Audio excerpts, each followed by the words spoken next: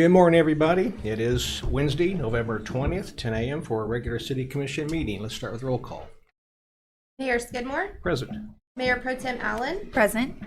Commissioner Kaler, present, Commissioner Clayton, Present. and Commissioner Crowley. Present. Fantastic. And we're all here, so it's good to see everybody also filling all the chairs here in our chambers, as well as watching on some form of social media, I'm sure. We will begin with the Pledge of Allegiance, followed by the invocation by Pastor Dakota Smith. I pledge allegiance to the flag of the United States of America and to the republic for which it stands, one nation, under God, indivisible, with liberty and justice for all. Hey, thanks for having me back this week. It's great to join you. Just an encouraging word with the holidays in front of us and Thanksgiving and Christmas. Last week I encouraged you with what it means when Jesus said, my, why have you forsaken me?" This week, looking at the phrase where Jesus said in John 19:30, "It is finished."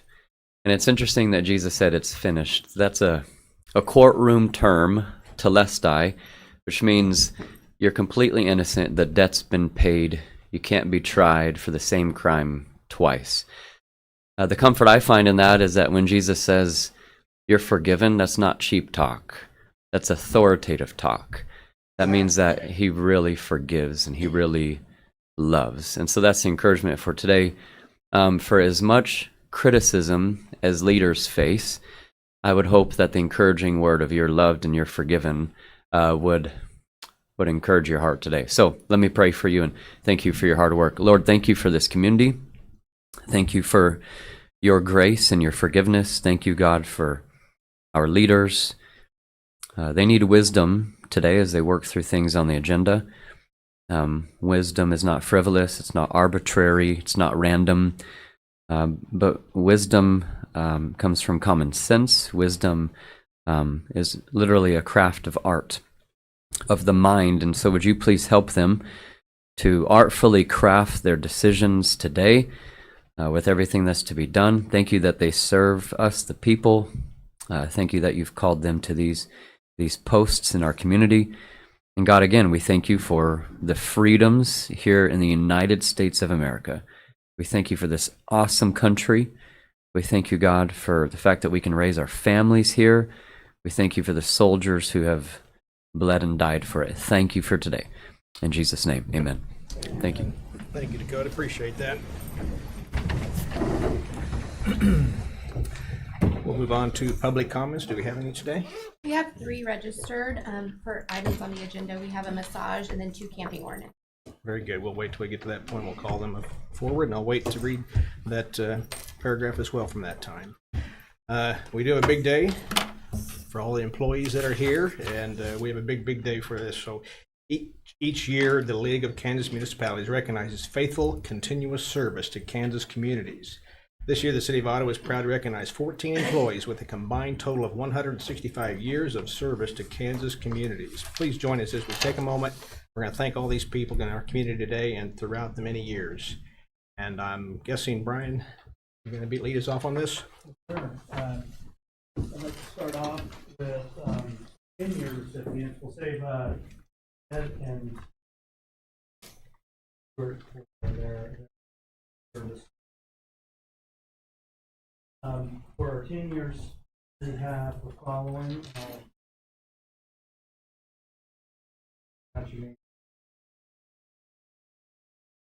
Byerly with the fire department, Michael Dunlop with the police department, Aaron Hedrick with the fire department, Eric Heiserman with the distribution, Mark Higgs with the water treatment, Ralph Hinderleiter,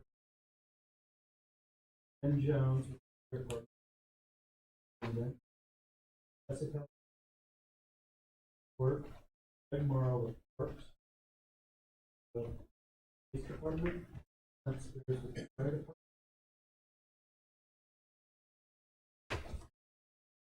We'll start with Jessica. So with that, thank you for time and dedication to us. And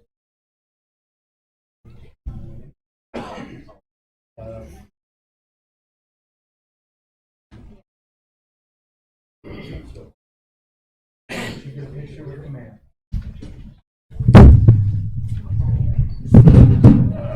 Jeez. All right.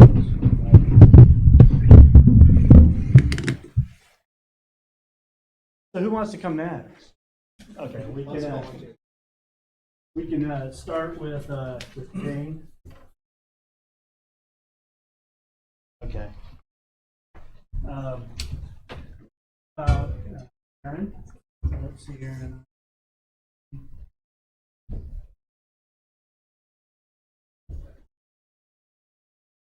Aaron Hedrick is not here either. Just left on the call. Okay. We will recognize them later. Mark, Dick.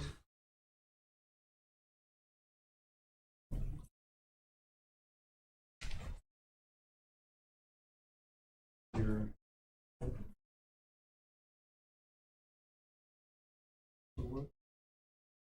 knowledge.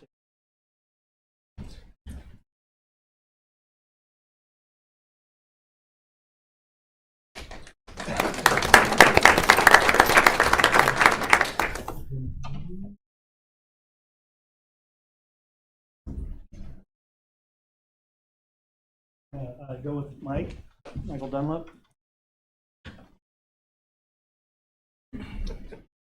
All right, how about Eric? Well, I know it's going around. We got a couple out in our office too. Josh? There you are. I was like, I know I saw you. Thank you. Thank you. And this is your certificate. And-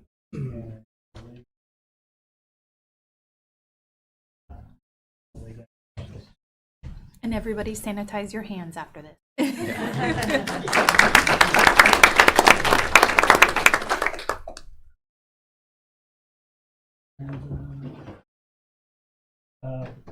Greg? There you are, Greg. Here's your.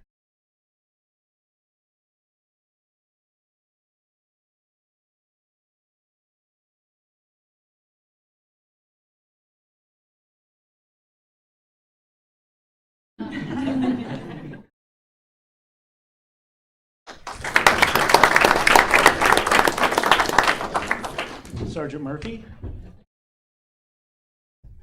Thank you. Thank you.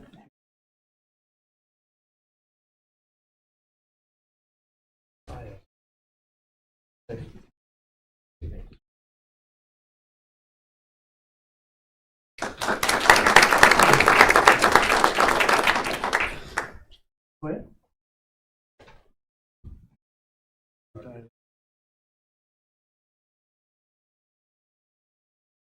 And Taylor. All right, well, Taylor's up. So that leaves our year with Stuart, Deputy Chief, and he's. All right. So, and Out today. well, see, I was gonna say we saved you for last so you could turn the lights out. So, thank you.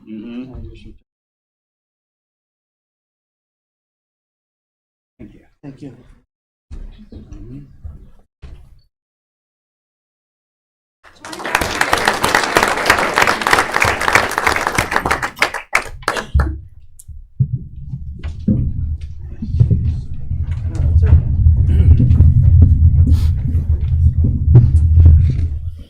Special thanks to Ed.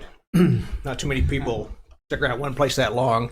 I've been in the banking business a long time, and that would really be unusual in the banking business. But you've been in here a long time, and I always felt like any time I would talk to you, you always had this cheerful countenance, very positive attitude, and I just really appreciate the fact that I can be an example to all the people that work with you too. So thank you, Ed, for your 25 years. Keep up the good work. I'll be back for the 50-year one too. So all right. Keep at it. Just don't hang around these people that are sick today. That's right. We'll move on to the consent agenda, which will be the minutes from the November 13th meeting, as well as the minutes from the September 26th Planning Commission meeting. and the October 2024 financial report. We have an approval. So moved. Is there a second? I'll second. Is there a second? I'll third. All right, we got everybody covered. All in favor, say aye. Aye. Opposed, same sign. Motion carries. We'll go on declaration. At this time, I'd like to give the commissioners a chance to declare any conflict or communication they've had that might influence their ability to consider today's issues impartially. Mr. Mayor, Commissioner. I've had several conversations with Amy Richardson about item B on our agenda, and I don't feel that when we have this conversation, if I don't disclose that, that's not quite ethical without doing so. Okay, and actually I did too. I ran into Amy at a chamber of coffee, and so we had a brief conversation as well, so I'll confess that as well. Anybody else? I did as well. I don't feel that it will affect any decision. Ditto. I didn't have any conversation with Amy. Sorry, Amy. Forgot you were there. Okay. Well, anyway, congratulations, Commissioner Crowley. Anyway. Guess I'll be the only one voting. Yeah, I guess so. Anyway, we'll go on to the next item, which is the unfinished business. Item A, request for approval of ordinance allowing the licensing and regulation of massage establishments and of massage therapists. And this is where we have the public comments, correct? Yes. Okay, let me go ahead and read this paragraph. Subject to the above restrictions, persons who wish to address the city commission regarding items on the agenda may do so as that agenda item is called. Persons who wish to address the city commission regarding items not on the agenda and that are not under the jurisdiction of the city commission may do so at the time when called upon by the mayor. Comments on personnel matters and matters pending in court or with other outside tribunals are not permitted. Speakers are limited to 3 minutes. Any presentation is for information purposes only. The governing body will take comments under advisement. Who do we have first? Robert Bowers? Yes, Robert, come forward, state your name and address, and we'll listen to what you have to today. Good morning. My name is Robert Bowers, 4392 Louisiana Road here in Ottawa. And I just want to say I'm pleased that the city is recognizing massage therapy as a legitimate health and wellness service, as it was stated in the background statement for this proposed ordinance. As a legitimate business, why does the city feel there needs to be regulations put in place? Shouldn't it just be moved out of the adult business ordinance, period? Other legitimate businesses and its employees in Ottawa are not subjected to this type of criminal background check and licensing. I personally have had background checks for national organizations and never have had to provide fingerprints, employment history, and the rest of the list that's in this ordinance. Our state of Kansas legislature and the American Massage Therapy Association has been working on licensing for the past 15 years to no avail. The process was started to prevent a patchwork of ordinances being developed across the state to which you would only be adding to. As stated at the last meeting, there have been no past issues with the current individual massage therapists in town. One time, the owner of a downtown building was misled about the business they leased to, but as soon as the owner found out, the business was evicted from the building. Even if that business would have continued, there have been current laws on the books that would have taken care of this matter and for any future complaints. Shouldn't we let the process work and not add to the burden of a legitimate business? Massage therapists should be afforded the same treatment as other current legitimate business in Ottawa and not subjected to this proposed ordinance. And if not, then all businesses that have employees who deal with the public and have access to sensitive public areas such as dressing rooms and bathrooms, you all know where I'm going with this. Camera technology is getting very well today. History will repeat itself, and it has. To protect the consumers, they should be required to go through the same requirements. The point I'm trying to make is you cannot legislate the integrity of a person. Thank you. Okay, Robert, thank you for your comments. And we have another? That's all on that one? Okay. Well, let's go on and talk about this on item A. Either City Clerk Reed or City Attorney Finch will lead us off.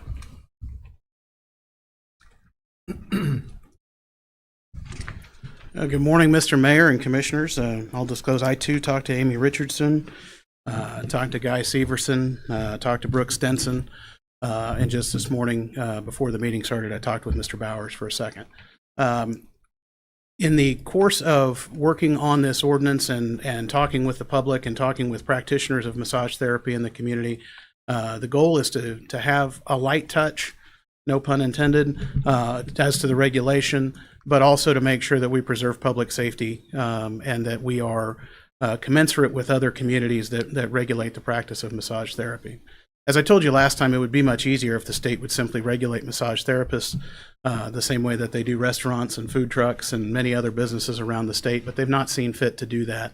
And we do have an application pending for someone who wants to come to the community and who does not want to be labeled as an adult business. And there are many onerous regulations within the adult business code that would affect massage therapy establishments if it were being enforced as it is currently written. It is not. And so rather than have a section of our code that is not being enforced, let's have a section that actually can work. And to that end, in my conversations with practitioners of massage therapy, we came up with some changes to the proposed ordinance. And I'd like to go through those just briefly with you so that you and the public knows kind of what we're looking at. I believe none of these erode the public safety concerns and the protection of consumers who avail themselves of massage therapy. But they do help with those who practice in this area and will be of benefit to them. So if you start with the ordinance on the first page, one of the issues that came up in the course of our conversations is that when chair massages are done in a corporate environment, for example, American Eagle or Advent Health, one of the things that the draft ordinance prohibited was any contact below the waist. But many of these employees, like many of our employees who were recognized here this morning, spend a predominant amount of their day on their feet. And massage of the feet and calf muscles can be very stress relieving and provide pain relief to those folks who are in those positions. And so we have added in that that chair massage can take place below the knees and above the waist to account for those issues. On the next page, on page 2 under section 3, we have proposing to you today that we change the license from a 1-year annual license to a biennial 2-year license. That does a number of things and addresses a number of concerns that have been brought forward. One, it reduces the fee. The fee that would have been for a 1-year license is now for a 2-year license, so essentially cuts that in half. And then the other thing that does is reduce the continuing education requirement, which had been 12 hours a year down to 6 hours a year. And I've got some proposed changes for you to reduce it even further and make it a little easier for ongoing compliance. In section 5, we just make that upgrade to a biennial license again, just to harmonize that and make it clear. And then we'll skip down to page 6, section 11, F. We've removed the provisions regarding employee locker rooms. I think that's probably something that works for bigger communities where you have multiple therapists working. We don't, and oftentimes therapists come to work dressed in the clothes that they'll be performing massage in, or if they need to change, they'll use the massage room before a patron comes in, and that's not something we need to have in the ordinance as a potential trip for someone. Section 13, on page 7, a lot of conversations about what to do with younger patients.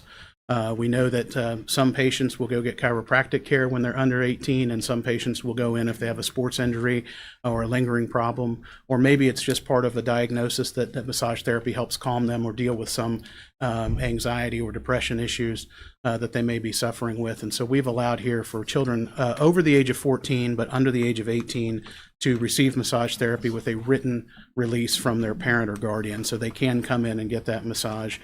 You can imagine a 16-year-old who can drive, leaving school and going and getting a massage and then on to sports practice or whatever's next in their day.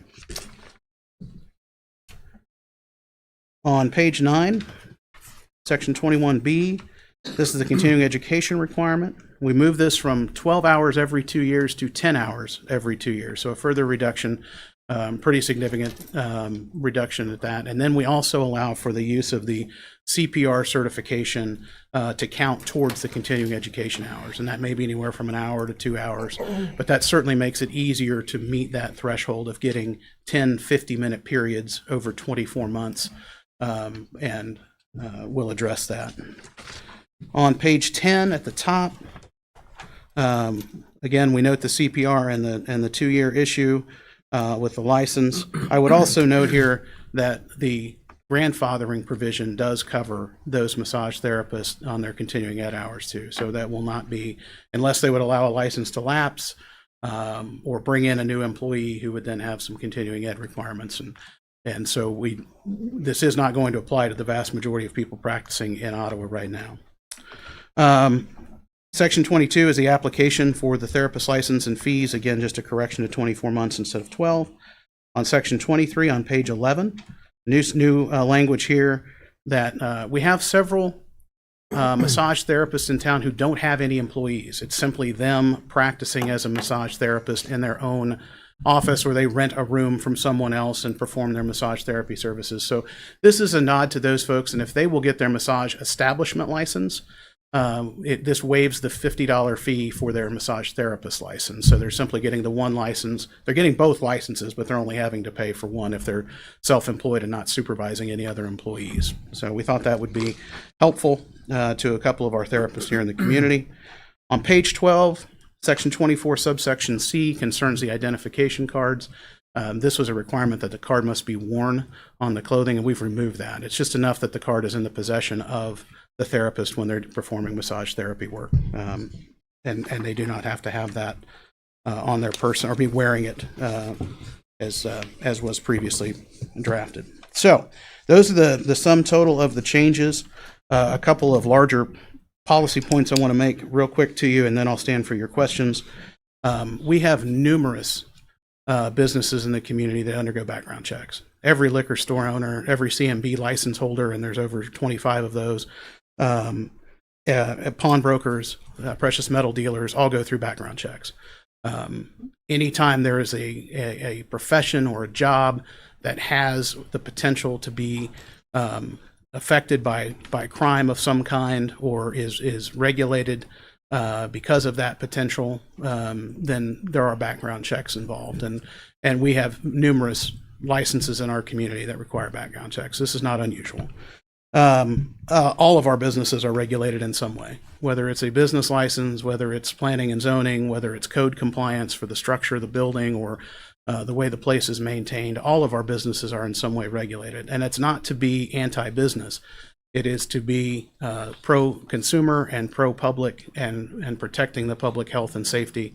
And this is a health and wellness service that requires and involves the touching of another person, the manipulating of the head and spine and neck. And we have no other occupations in our community where that is routinely part of the job that are not licensed by the state. And so, to Mr. Bauer's point, I wish the state would regulate massage therapists because that would make all of our lives at the municipal level easier, but they don't yet. And if they do, then we'll be coming back to you to revisit this ordinance if you pass it, and suggesting that we can take a lot of it away and not have to license folks at the local level. And with that, I'll stand for any questions that you have, and I would like to thank everyone who gave comment. I heard from many of the speakers 2 weeks ago, and I think it was a productive conversation. It's how our government should work. We should have ideas come forward. We should talk about them, and we should make reasonable changes. And I think that's what's happened here. And ultimately, you all will be the judge of whether you approve of these changes. I will stand for any questions you have about them or the ordinance underlying. Any questions anybody have? Yeah, on section 8, Professor, I don't know what page, I guess it is in your draft versus the agenda. What page is it on your agenda? 37. Okay. 38. 2 questions. One on H. Says the manager or other person principally in charge of the operation of the business would be ineligible from receiving a license. So, I guess, could you kind of clarify that? Like if someone's managing and operating their business, they would be ineligible?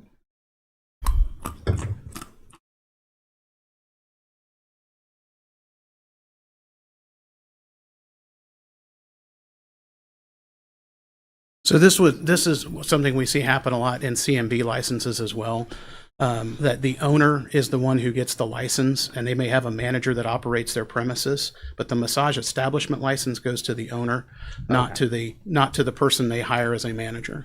So they would get a therapist license if they were managing the business for the establishment owner. Okay. And then on E, just a question. It says the applicant has had a massage establishment or other similar permit or license denied, revoked. On the denied, I don't know if I would have concerns. I may have concerns, I guess, with if someone has applied previously and been denied that they can't apply for 5 years. Is this basically saying that we would not issue if someone has had one denied previously, or because I think revoked and suspended makes total sense. Right. I think it being denied previously should not maybe obfuscate you from an opportunity again. So the reason that we would deny a permit or license in this case would be, the applicant has one of those prior convictions.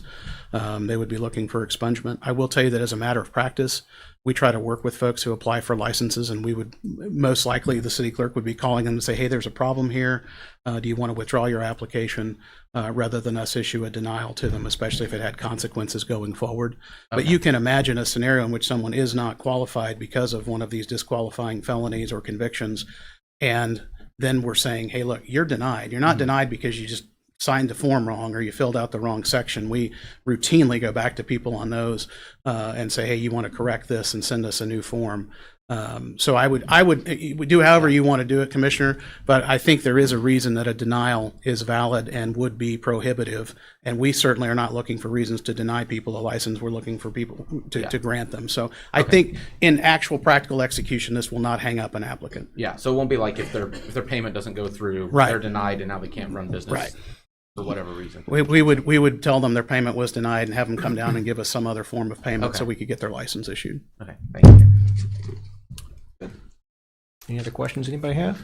I don't have any questions, but I just some comments. I had met with Amy and had received feedback, and so I appreciate all the work you did on getting those changes made, because I know it was a pretty big overhaul of the draft, and we had all had some, speaking for everyone, but we had all had some concerns about it. So thank you for getting with the community and getting this draft put through that looks much, or seems to be more accepted by them.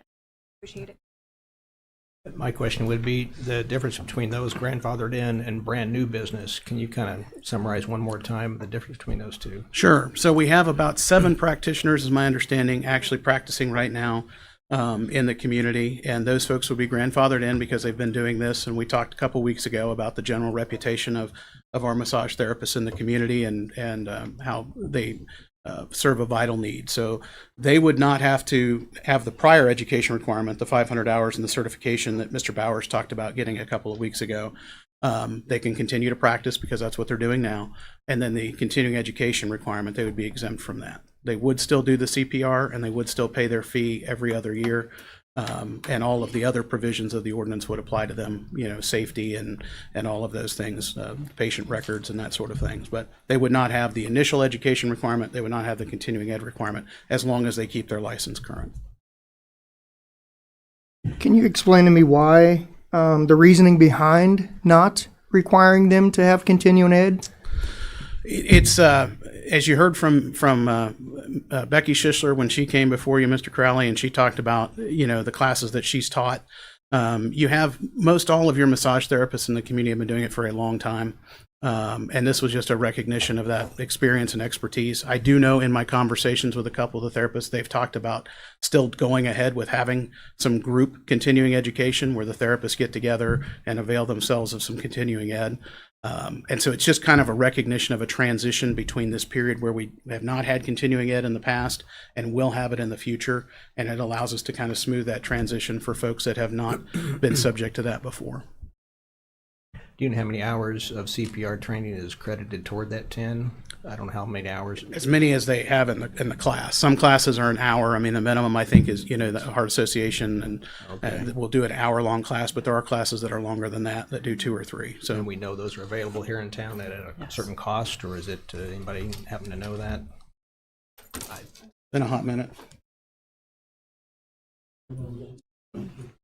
Call in a guy that knows CPR. There we go. John, come on up.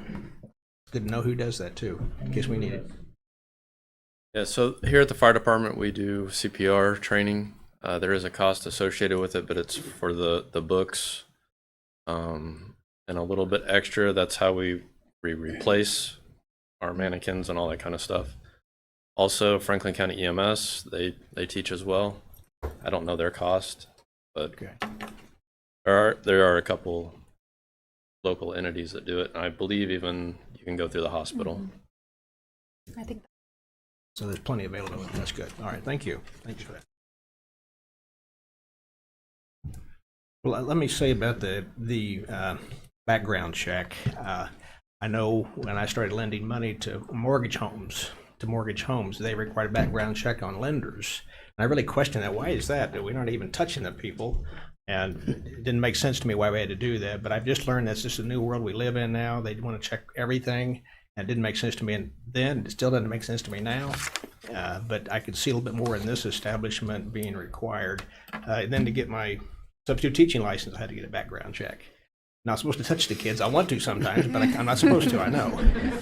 But nonetheless, they require, of course, I can see that need as well as background check important in that area. So I sympathize with what you're saying, Mr. Bowers, but I still think, yeah, I don't like it, but it's the new world we live in, and we got to do some of these things we don't want to do. Any more questions on this topic? I don't know if Clerk Reed has anything to add to that? I think You were on the list? all. Okay. Where would you like to do on item A? Mr. Mayor, Commissioner, I move that we approve the ordinance listed in item A in our agenda. is there a second? I'll second. Okay, there's a second. Okay. Any other discussion on this?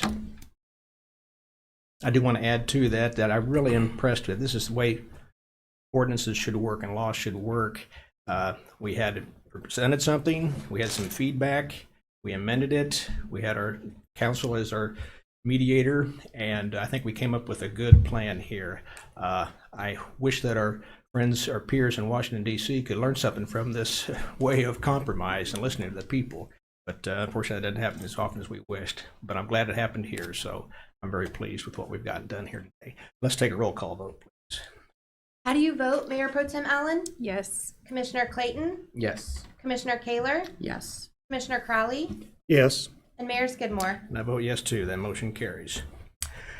Move on to item 10B. Request for approval of resolution setting a license fee for massage establishments and massage therapists. The proposed resolution sets a fair and structured fee for both massage establishments and therapists, balancing the cost of regulatory oversight with the need to support local businesses. Anything more to add to that? Mr. Mayor and Commissioners, I would just note that the fee would be $200 every 2 years for a massage therapy establishment, $50 every 2 years for a therapist. Any more questions on this topic? I know that was one of the concerns I had heard was the cost, but I do like this, the way that you worked this out a little bit better, that not only do they not have to apply for 2 years, but it cuts the cost in half for the year. So I think it was alternative. Any more comments? Any more questions? And then how do you want to proceed on item B? Mr. Mayor, Commissioner. I'll make the motion to approve item 10B on the agenda. Second. And there's a second. Any other discussion on this? If not, let's take a roll call vote on this, please. How do you vote, Commissioner Crowley? Yes. Mayor Pro Tem Allen? Yes. Commissioner Clayton? Yes. Commissioner Kaler? Yes. And Mayor Skidmore? I'll vote yes, too. That motion carries. Thank you all for all your hard work in bringing this together to us, and all the hours are spent behind the scenes.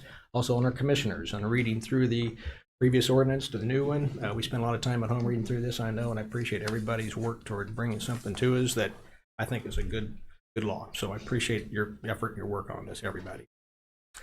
We'll move on to item 10C. KDOT Urban Area Boundary Resolution. This resolution to approve the Kansas Department of Transportation urban area boundary, which describes the area around and including Ottawa as urban and affects urban planning, infrastructure, and transportation projects. And we have Director Neese. Thank you, Mayor and Commission. Good morning. Good morning. So, had the opportunity to present this to you at your previous meeting, and so we have it back before you. This was initiated by KDOT. It is done on based on the decennial census, so the 2020 census. Then maps get updated across the state. And they ask for cities to sign off on those. These we actually have two items, of course, asking you to approve them separately, and I'll present them separately. But they are it's the urban area boundary and then the functional classification system. It's a largely administrative item. We did review this with Public Public Works and with City Engineer David Hamby.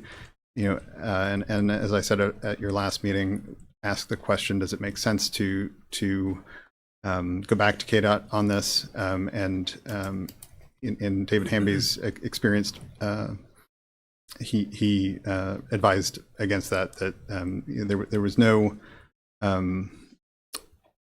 He had no concerns, and also that, as we talked about, does this limit our growth? Does this limit any potential? He confirmed it does not limit our potential, and so recommended that we simply move forward. I was curious, do you know if we, a year from now, decide we need to change something on here, how difficult is that to do if we needed to? Familiar with that?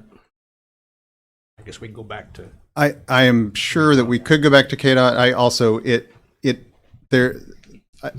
I don't believe while it's an important thing to have in place, it does not limit the commission's ability to annex land or to make changes in that way. So it's not really a hard line. It's more of a.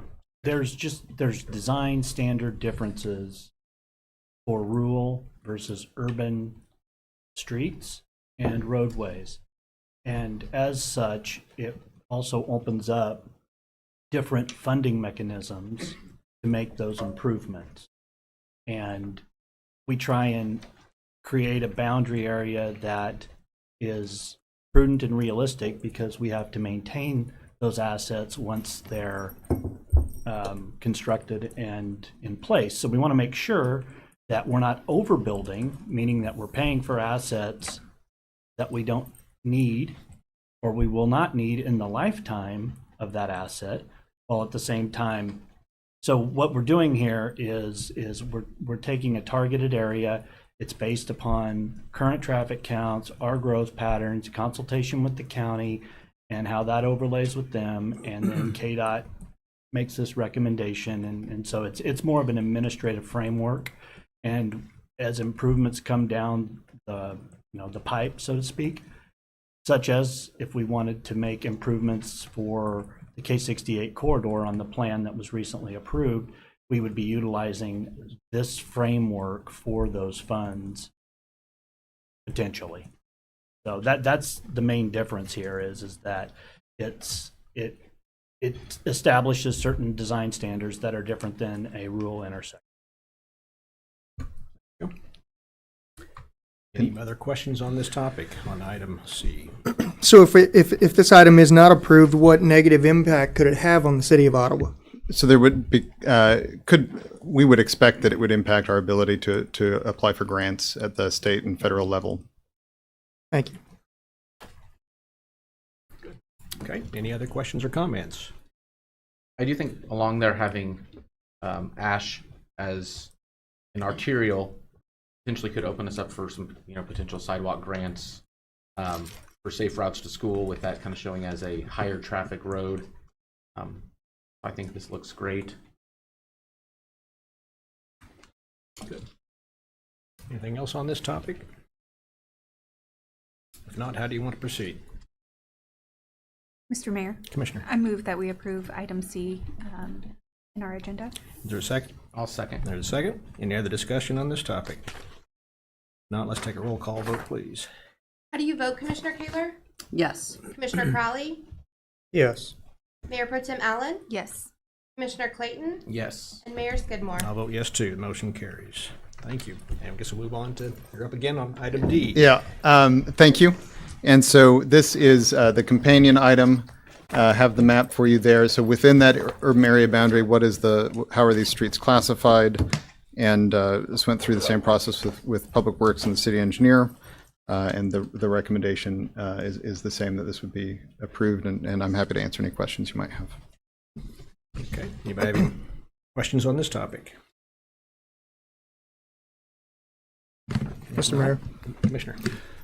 First of all, for clarification, I know Mayor Pro Tem Allen made the motion to approve item C on our agenda, but just for 10C, because we do have another C coming up, I will make the motion that we approve item 10D on our agenda. Okay. Is there a second on that one? Sorry. I'll second. All right, here's a second. Any other discussion on this? Let's take a roll call vote, please.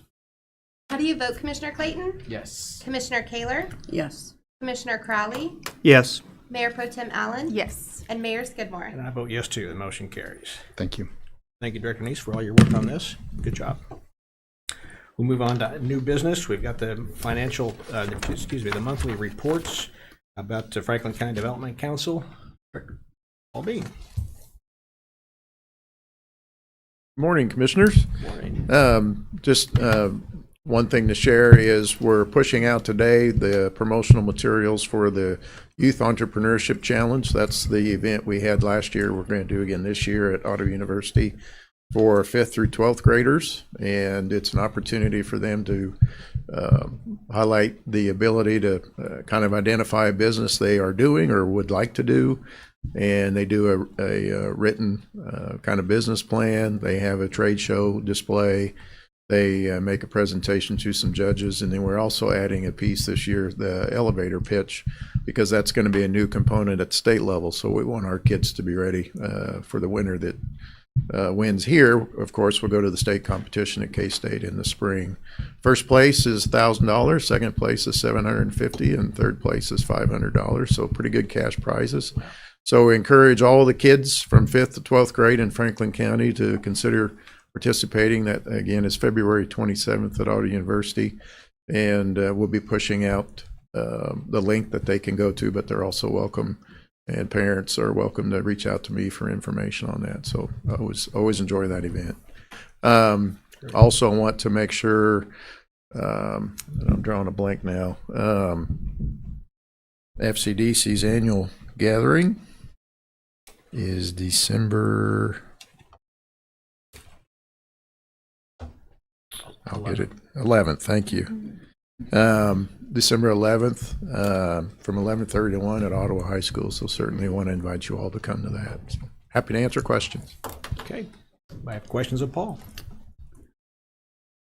Paul, thank you so much for being here today. I don't necessarily have a question that needs to be answered today, but I was looking through your financials and I was reminded of the conversation that we had a few years ago in which that you came to the City Commission and that you had requested that we no longer require you to set aside a certain percentage of the allocation that the city and the citizens of the city had allocated to FCDC into a quote unquote war chest. Where are we at on, and we had talked, you had confirmed and you had said to us that yes, okay, what we're gonna do then is we're gonna take the profit at the end of the year and we'll apply that into that. Where are we at on that? Where does that stand? What does that fund look like right now? Some years we'll have an excess, which will go into that basically is reserve.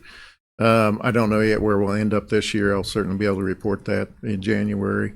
For example, in 2025, I'm predicting we won't have a surplus because we're going to be paying for a housing study that the city and the county and all the other municipalities use, which is $11,000. So it just depends on the year, but we've had some years where we've put money in, and then depending on if we had a certain survey, housing survey, labor shed study, those types of things, whenever we do those, we normally will have some kind of a deficit, but we've been adding to that overall.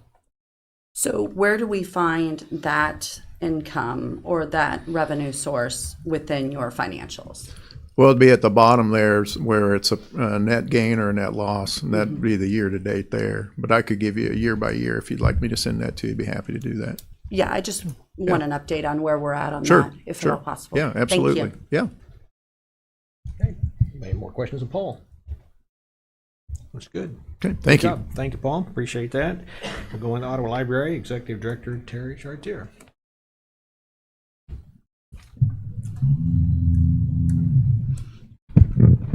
Good morning. Good morning. Just a few updates on what we have going on at the library. We kicked off our Wreath and Centerpiece fundraiser. We have several individuals and businesses dropping off their items that they are donating to that fundraiser this week. We've had some really beautiful wreaths and unique wreaths that are coming in the door, so we're excited about that. That fundraiser will be an online fundraiser. with it ending on December 6th with a reception at 6 p.m. at the library downstairs. So we encourage everybody to come to that. We also recently were approved by Nichols to get an $18,000 grant. We are going to add 2 glassed-in meeting spaces downstairs in our circulation area for patrons to be able to check out and use. So we're very excited about that. Those will come and be installed probably at the end of January is our timeline right now for that. We will have our chamber coffee on December 6th. At that chamber coffee, we will announce our 10th O-Town Reads for 2025. So please plan to attend that at 8 a.m. downstairs at the library. We are also going to have Christmas at the Depot this year, where children's staff read the Polar Express. That is on December 10th, and they will be doing that at 10 a.m., 2 p.m., and 6 p.m. And our Scholastic Book Fair to help support our summer reading program will kick off on December 2nd through the 6th, and that will take place downstairs in our children's activity room. Fantastic. Any hints on the book you've selected? It's wonderful. It's a wonderful life. It's a Wonderful Life. I've read that one. Yeah, okay, good. Any other questions of Terry? I've always said if I wrote a book, it'd be one of those books, once you put it down, you just couldn't pick it up again. So I'm not going to try that. So, but anyway, thank you, Terry. Thank you. Move on to Ottawa Main Street. Sarah's here. Good morning, Commissioners. We are in full-blown holiday season. The Whoville for the Holidays Christmas Parade is also Shop Small Saturday. If you have not signed up for your Christmas Parade float, there's still time to do so, and you can do so online. Along with that, I'm going to keep going in the Whoville themed. For December, we have December 20th, we have a Grinch's Night Out for your Who, for those last minute shoppers. It's meant to be more of a guy's night out, but getting that last minute shopping, the common consumption is open. Some of the businesses are doing different specials. We also have wish lists going out for individuals to be writing their wish list at the stores, tagging the Main Street and their significant other so that they have no excuse of where to go shop and what they want.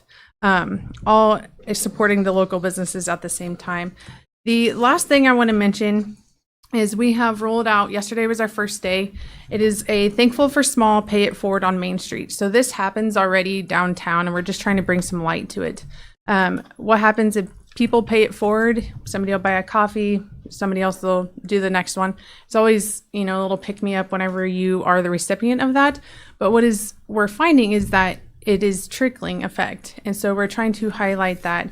And Main Street has been buying gift certificates in different stores. And we encourage you to pay it forward on those days, but not only at the same store that you're receiving it at. So you can pick different businesses downtown. And we did it yesterday was our first day. We were able to track at least 18 different pay it forwards that people had told us about or we've seen. The next one will be next Tuesday as well, but then moving forward, we're doing it the second Tuesdays of every month. So it'll be just kind of a chain reaction, again, supporting small and seeing that trickling effect of coming together as a community. And that's all I have. Hey, anybody have questions of Sarah? Thank you. Good job. Thank you, Sarah, very much for your work. Next, we have Director Cowie from Prairie Paws Animal Shelter. Good morning. Hello, good morning. Thanks for having me. We have a few kind of operational updates. So we're going to be adjusting the way that we report our performance next year. A lot of the work that we do is actually supporting pets in the community, and it's a little bit more cost effective to support privately owned pets than it is to shelter unwanted pets. So we'll obviously keep sheltering as many as we possibly can. We're going to start reporting the animals that we've sheltered, the animals that we've supported, and then that total aggregate number of animals that we've served. So that you can get a better idea of the metrics that we do. So a lot of the programs that we're doing in the community have been really effective in reducing the number of animals that come through the shelter. And we should be recognized for those efforts and not looking like we're not doing as much. We're doing more effective programs these days. So just a few of the things that we do for the community is obviously those free vaccine and microchip clinics. We've done almost 400 pets for the public for free, vaccinating and microchipping their animals. And then our low-cost spay-neuter program, we're doing 55 pets for the public for low cost. And they also get free vaccines and microchips when they come through that program. So by the end of the year, we'll have done over 1,000 privately owned pets. Wow. So that reduces the number that we have to find homes for, which is actually a better way to run it. So we're happy about that. And one of the stats that we track is our adoption return rate, and that is the lowest it's ever been right now. We've been investing so heavily in the animals we adopt out being able to stay in those homes. So that's obviously processing more thorough adoptions and having better conversations with adopters at the time of adoption, and then providing more support after adoption. So we have a volunteer dog trainer that supports all of our adopters, and she supports every adopter for every location. So post-adoption, any adoption that happens at Emporia, Manhattan, and Ottawa is contacted by a volunteer dog trainer for free to help with any kind of transitional issues. And she has been so effective that we've got the adoption return rate from 20% down to 11%, which is great because then we don't have to adopt dogs twice. It's difficult enough to adopt them one time. So keeping them in the home is really better for everyone. So we're just happy about those few things. A few ways that you can support us coming up is we do a holiday match campaign every year, and we're sending out to over 8,000 homes. You probably will all be getting something in the mail from Prairie Paws asking for you to send us a little gift back, and all of those are doubled by our sponsors and our corporate donors as well. So it's probably the best time of year to give to Prairie Paws is at the end of the year. And Giving season, Giving Tuesday is coming up. So just think of your local nonprofits on Giving Tuesday. That's the Tuesday after Thanksgiving. And there's a lot of grants and leveraged funding that if you give to your local nonprofits on that day, they actually see more money than what you give them. So it's just a good day to think of your local nonprofits is on Giving Tuesday. So that's all I have. If anyone has any questions. Anybody have any questions? That's up. I don't have any questions, but a suggestion on your pet training. I put up my Christmas tree, and Bo Jackson is currently climbing up my Christmas tree a lot of times, so maybe work that in. Yeah. So I don't have to return it. They have those ones that are just a picture on the wall of there's no tree. It's just an image of it, like a two-dimensional tree. That's good thinking. Oh, no. Electrified, I guess one of them. How did your comedy night go? I was kind of curious how the response was. And I actually didn't go. Yeah, but I know that we sold over 65 tickets, which is more than we sold last year. So yeah, and the OMA is so generous that they donate the venue to us. That's great. So we never expect to sell it out. We just hope to fill the first 3 rows. So it sounds like it did exactly what we needed it to do. So well, good. And how's the auction coming from the Christmas tree lighting or the Christmas light lighting? We haven't had any bids yet. So yeah, I was thinking of bidding on it and having a shelter dog light the tree, put their little paw on the switch. Cute. Dress them up. We'll get the word out. So I might win it. Okay. Well, just to get the word out to people, please put in your bid. We've got another week to go, I guess. It's not till the 30th, isn't that right? Yeah, 30th. So please get your bids in and see if we can raise some money for Prairie Paws. Yes. Thank you so much. Thank you, Vanessa. Appreciate that. I will move on to item 11B. Ordinance adopting International Existing Building Code. This ordinance formally adopts International Existing Building Code, which would facilitate the renovation and rehabilitation of existing buildings. With Director Neese. Thank you, Mayor and Commission. You will notice that this presentation is a little bit different than the agenda memo, and I apologize for that. I made the decision earlier this week that I'm not going to ask you for action today. I would like to defer action to our next meeting. Yeah, if that's obviously ultimately that's your decision, but that's staff's recommendation. Probably a good idea. The primary reason for that being to provide better consultation time with Main Street primarily. We had done quite a bit of outreach with the construction community, both in putting things out and then having a noticed meeting of the Construction Board of Appeals that happened on November 12th, but had not given Main Street the same consideration. And I have online Joe Kometz with GVA to talk a little bit about it, but what we went through in that process was Joe and I had worked up some amendments to the IEBC and received a lot of feedback on those amendments and ultimately have decided to propose adoption without any amendments. Part of our process, so we had those amendments. They were relatively unique. I will also tell you that across the state, when we looked at what have other communities adopted for amendments, there's a real diversity. You might think that most communities adopt one or two amendments, and in fact, there's quite a bit of diversity. But what is being proposed ultimately would be adoption without any amendments and just seeking a uniform adoption. The primary purpose of the IEBC is to be able to handle existing buildings, older buildings, and providing a path to improve them without bringing them up to the entire code suite that applies to new buildings. That is obviously extremely onerous, and we recognize that. This has been part of practice in the city of Ottawa. When the 2018 code was adopted, my analysis is something else should have been done. This had previously been part of the IBC as Chapter 34, and we explicitly adopted Chapter 34 in our code. But as of the 2012 code cycle, that is no longer the case, and so we don't have the IEBC adopted then. And I think Joe has just a couple minutes to provide his expertise on the question. Joe, are you there? I am. Yes. And Joe would have loved to have been with us in person. He had an out of town commitment so he's coming in from that. Yes, there's audio coming through. Okay, hopefully. Yes. Yeah. Great. Good morning, Mayor, elected officials, staff. Great to be with you, and I do greatly apologize that I'm not able to be there in person. I really do prefer to do those, and I hope that the background noise here at the hotel isn't. You might speak up just a little bit more, Joe. Okay. Yep. Sorry. Thank you. Good feedback. Is that better? That's better. Great. Yeah. Okay. Thank you. Sorry to not be with you, and I hope future opportunities I'll be there in person. Brief introduction about myself. I'm a fire protection engineer. I work at GBA. I've been here for 6 years.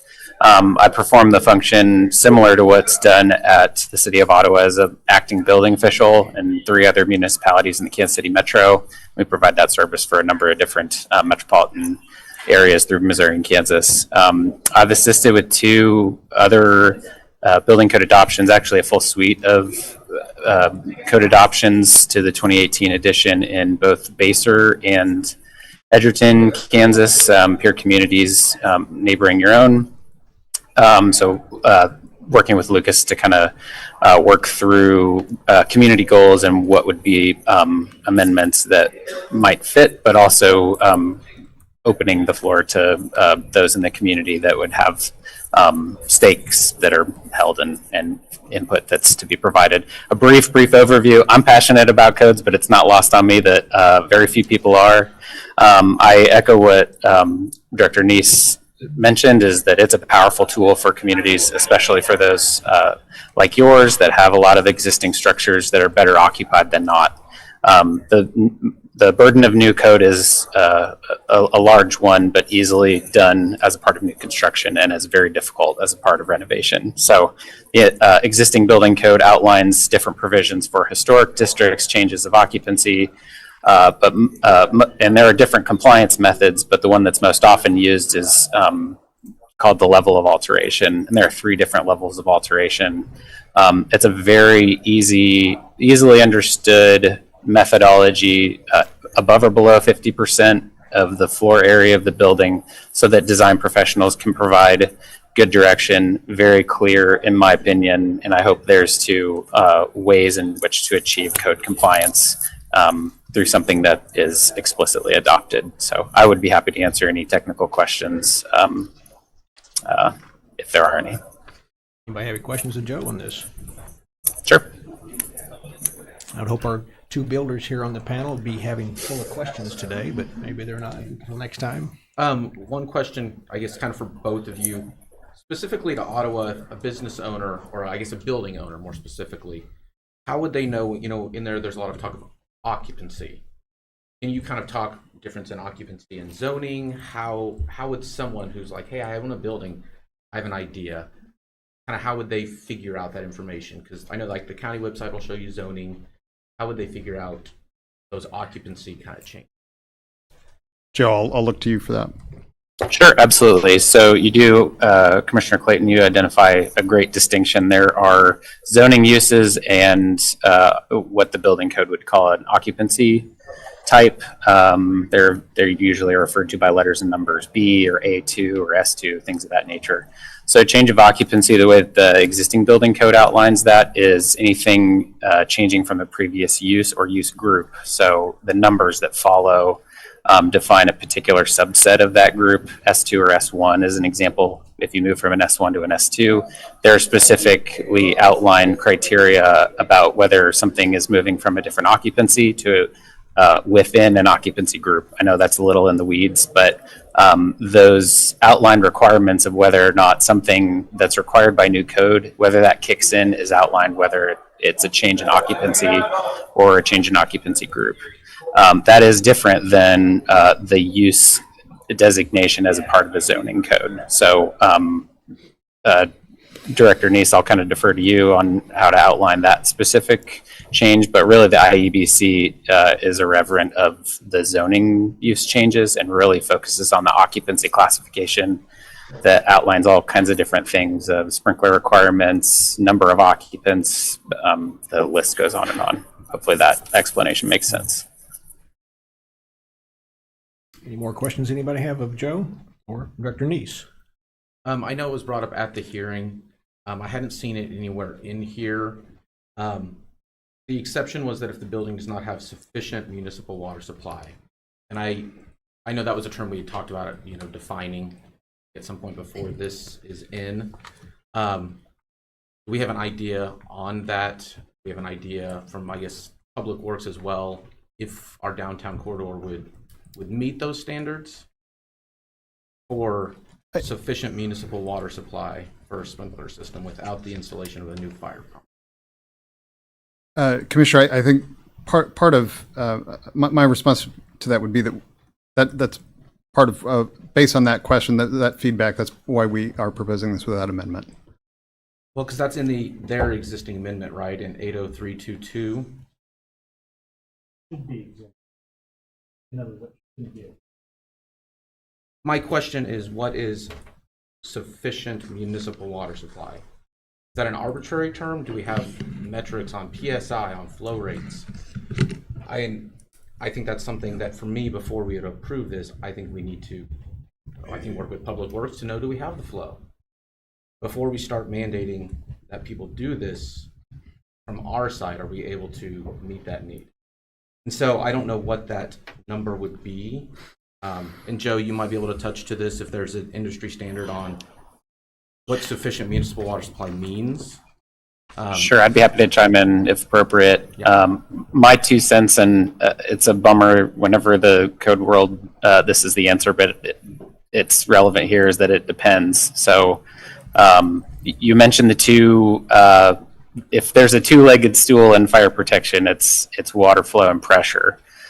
Size of mains, existing infrastructure for water towers and all kinds of different stuff that's a little outside of my wheelhouse. But really, when we get to a sprinkler contractor that's able to provide hydraulic calcs based off of flow test, hooking up to 2 different hydrants, measuring a logarithmic flow of that relationship between pressure and flow rate, it's not a magic bullet at that point, because it really depends on the type of occupancy. Say a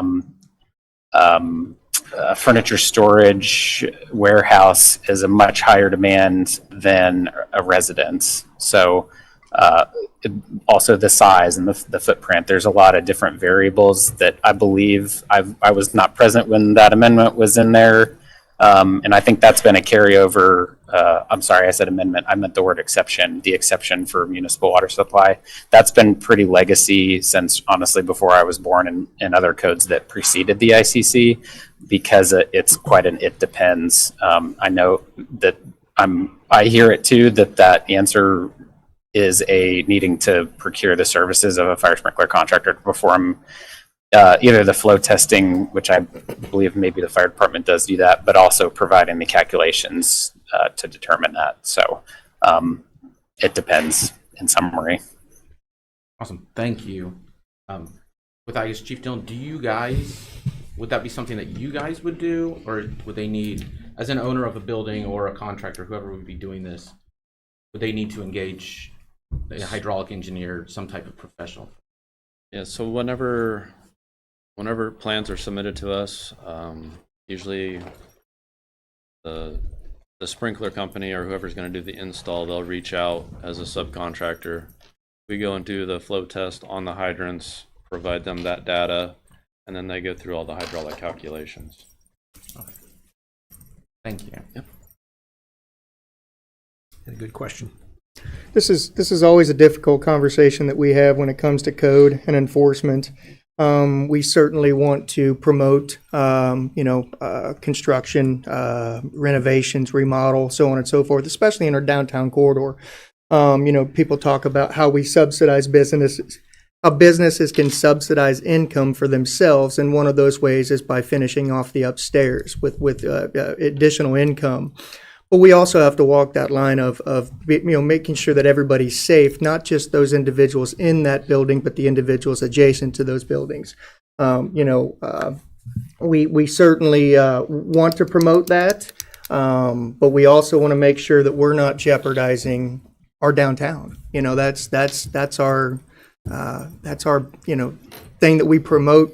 Every time we have conversations about what do we want to do at the City of Ottawa or what do we want to talk about, it's always directly, our downtown. So it's always a difficult conversation to have. I know we had a lot of good input at the BZA hearing or meeting the other day, and I just hope that I certainly was not willing to have any conversation about any kind of moving forward with this ordinance today, but certainly hope that whatever you and Joe bring to us is kind of goes along the lines of what we heard that day, and then any other correspondence that we've heard. Appreciate that.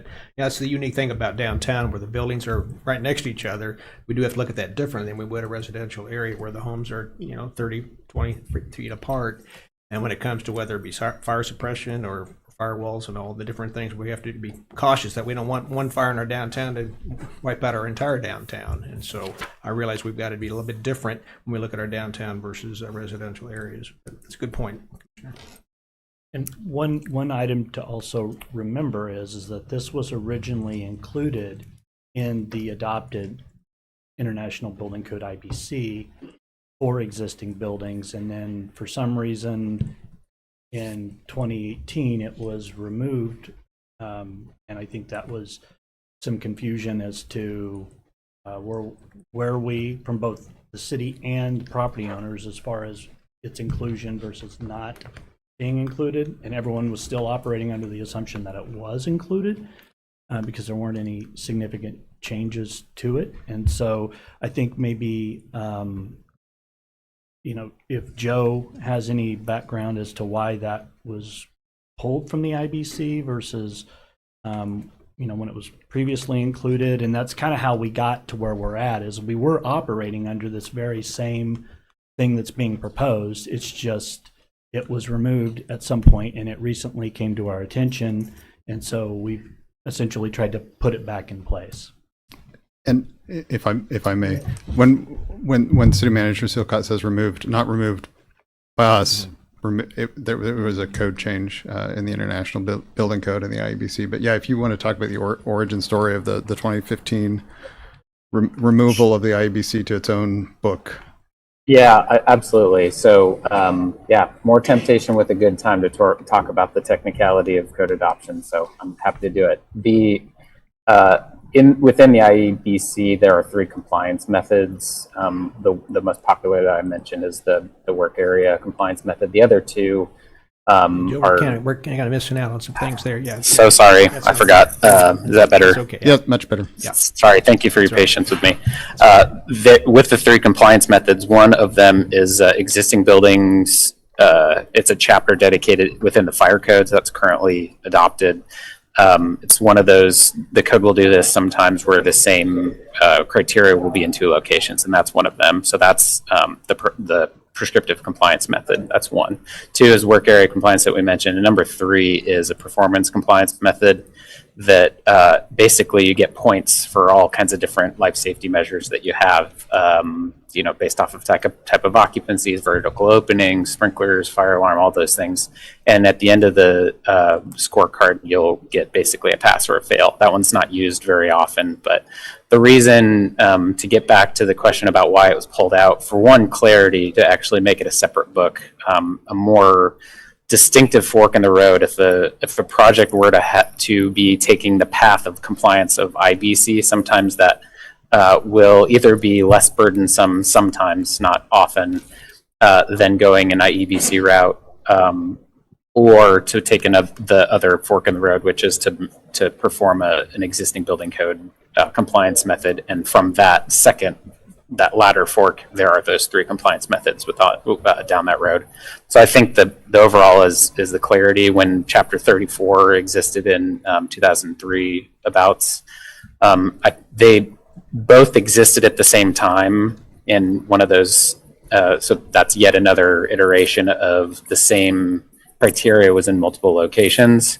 I think added for a lot of confusion. So to actually make a separate book, here's the way in which someone accomplishes a level 1 alteration. It's abundantly clear to the design professionals and for the record. Building codes, I say it to my staff all the time that we're in the business of keeping good records for the future, that we all understood what the mode of compliance with the ordinance and the law, how did we get there? So I think that makes it clearer. Hopefully that helps. Good. Thanks, Joe. Any more questions anybody have? I would agree with the codes. I've been to several third world countries where I've seen no codes, and I'm just shocked by how some people get by with that. So I'm all in on codes. The only code I don't like is code blue. I don't think I have to worry about that, hopefully, so that's where I'm good. But anyway, why don't we, what's the wish of the commission on this one? I don't believe that there's a recommendation. Well, we want to look at it next week. Yeah. That's what I'm looking for. Okay, we'll look at it.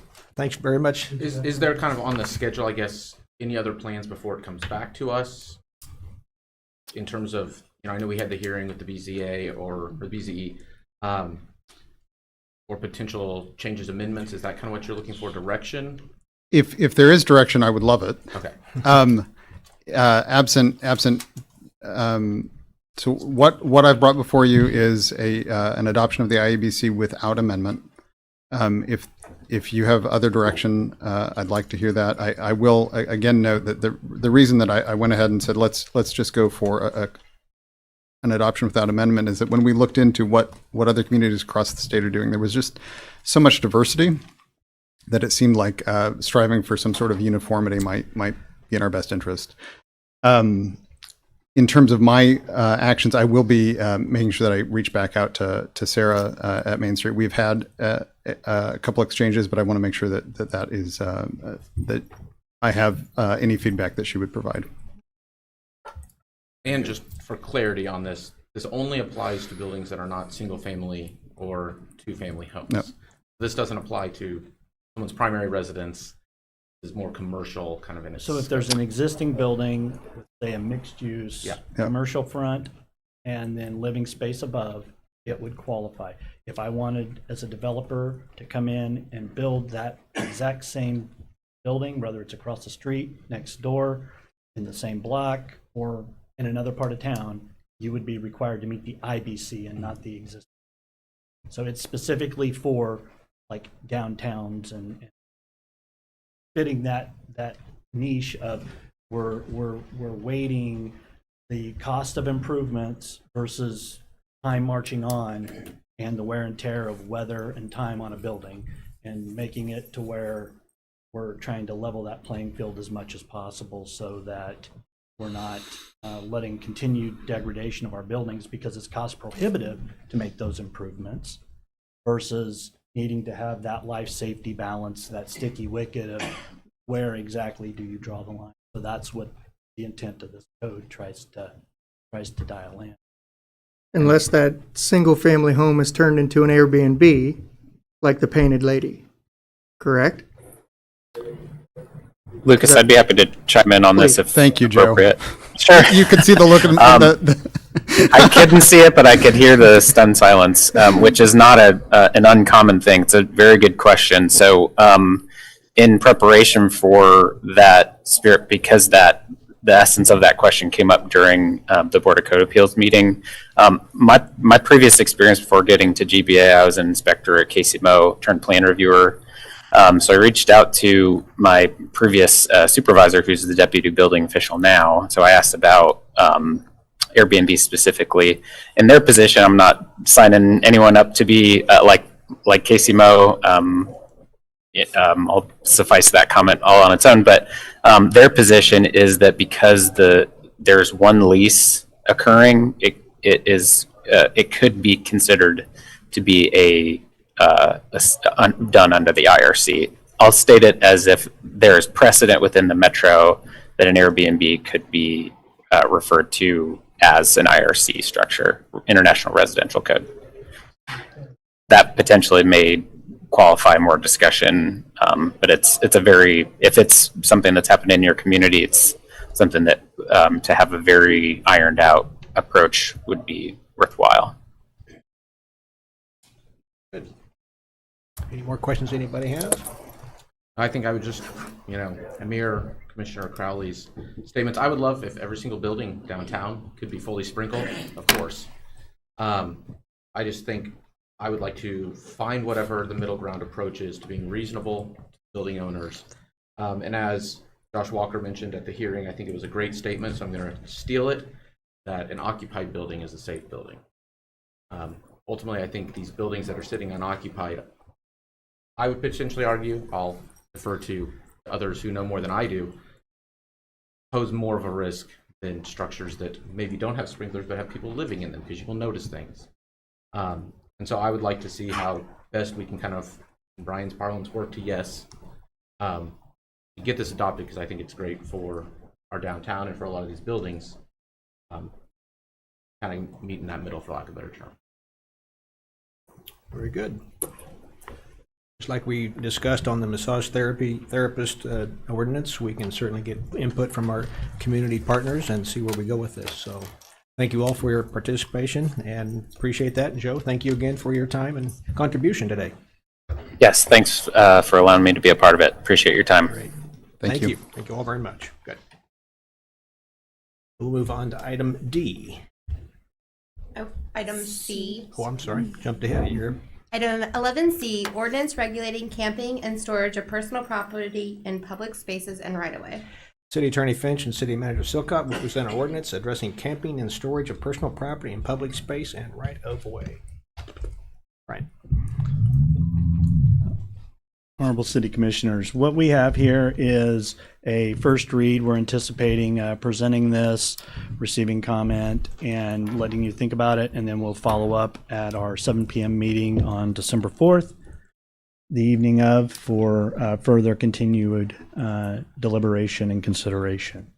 And so what this is a ordinance regulating camping and storage of personal property in the right-of-way in public space, and it also has a portion for building uses that are residential, commercial, or industrial that have been deemed to be in an unsafe or dilapidated condition. So we're asking for your review and comment of this ordinance, and ultimately it restricts camping and or direct storage of materials in the public right-of-way. And so we ask for you to think about it and come back with any sort of recommendations that you may have currently or at a future meeting. What this does is prohibits camping or storage of personal property on public infrastructure or parks or within the 10 feet of a dangerous or unsafe structure in the commercial, industrial, or residential zones.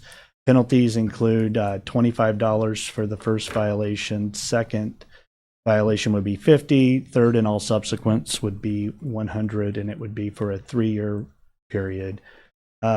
We do have a publication requirement for this, so there would be a small publication fee for this, and would then take effect upon publication. This doesn't mean that we come out and use it or enforce it immediately from day one. It is simply a tool in the toolbox. And because we always prefer with a please and an inform, using it for information more so, because oftentimes folks are just not aware that whether it's storing something in the right of way or camping or how high your grass can be, or can you have shrubs encroaching upon the sidewalk, and if so, how far? So we always try and utilize the you may not be aware approach first, which takes a little time for code compliance sometimes, but it's using the honey generally works better than vinegar approach, and the fact that most folks are just not aware. So I'm happy to answer any questions. I know City Attorney Finch has worked diligently on this. We delayed further discussion on this pending some judicial actions that were underway, including a Supreme Court case. And with that, that might be a good segue for our city attorney to take over and provide some additional background as to the form and context of the ordinance itself. Sure. I'm cognizant of the fact that we're on minute 100 of this meeting, so I won't give you a long-winded dissertation on the Grants Pass case. Grants Pass is a city in Oregon. There was a decision. They had an ordinance that criminalized sleeping or camping in public. At issue then was whether the Eighth Amendment's prohibition on cruel and unusual punishment applied to criminalizing being homeless. And the nub of that case is, are you criminalizing someone because of their status as a homeless person, or are you criminalizing the conduct that they engage in while being homeless?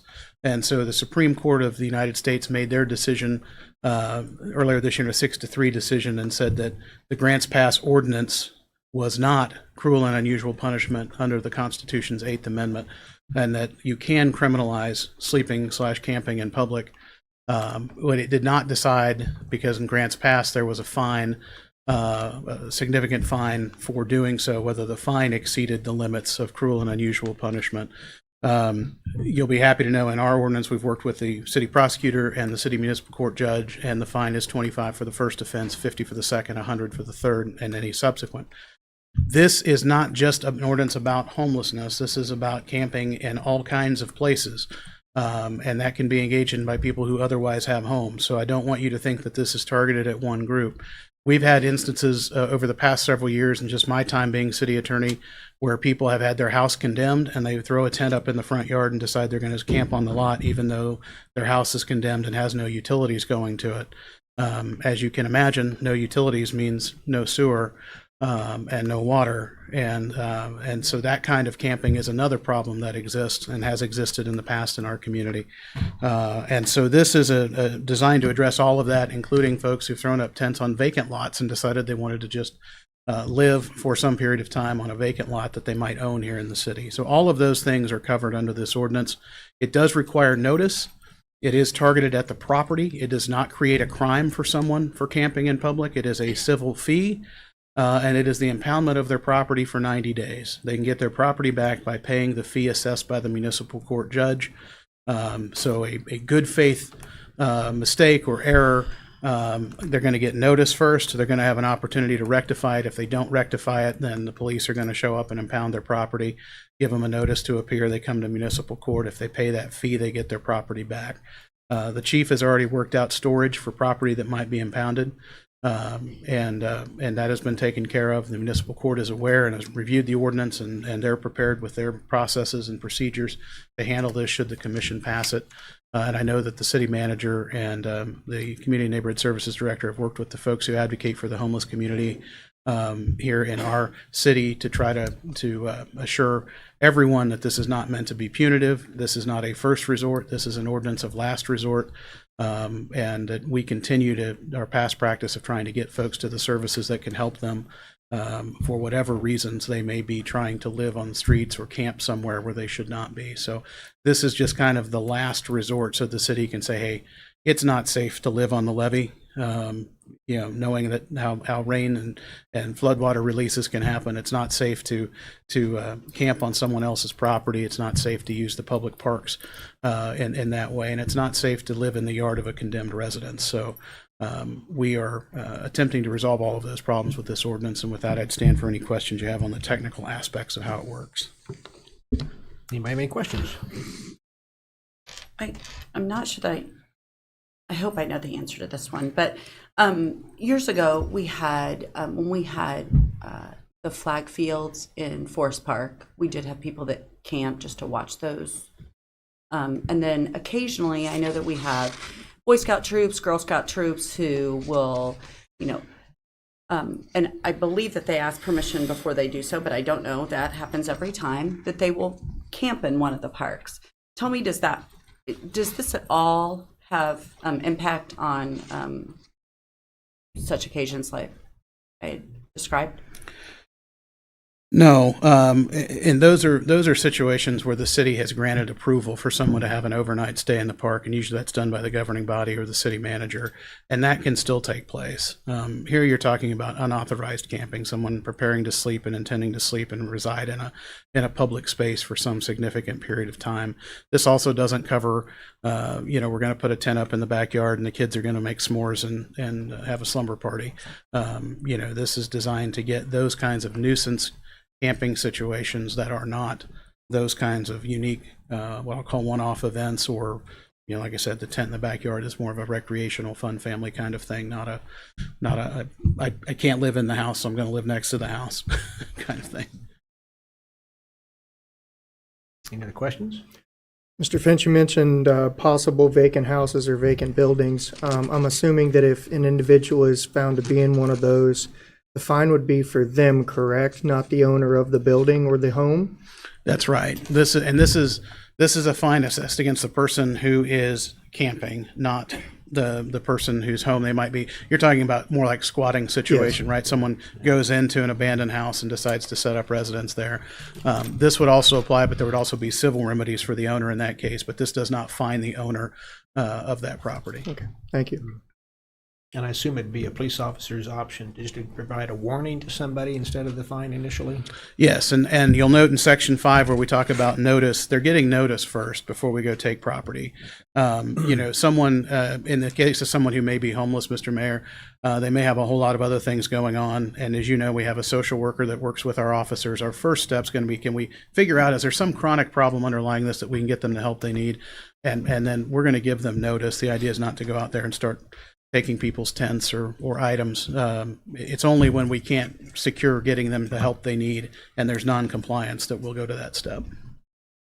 There's an article in the paper in Berkeley, California, kind of the home of counterculture and a lot of homelessness there, and they've enacted this same thing, and they've required much stiffer penalties as far as fines go, and the people say, how can they afford to pay these fines when they're homeless to start with?